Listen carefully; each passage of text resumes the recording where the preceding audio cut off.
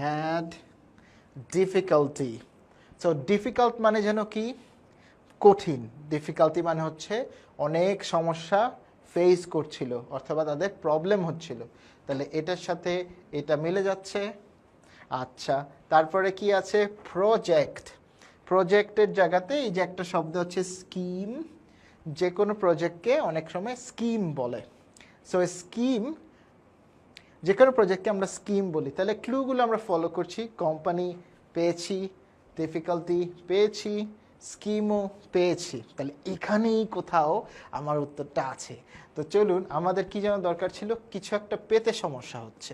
তাহলে কি পেতে সমস্যা হচ্ছে, অর্গানাইজেশন হ্যাড ডিফিকাল্টি, কোম্পানিটার সমস্যা হচ্ছিল বা অসুবিধা হচ্ছিল ইন রেইজিং দ্য ফান্ডিং।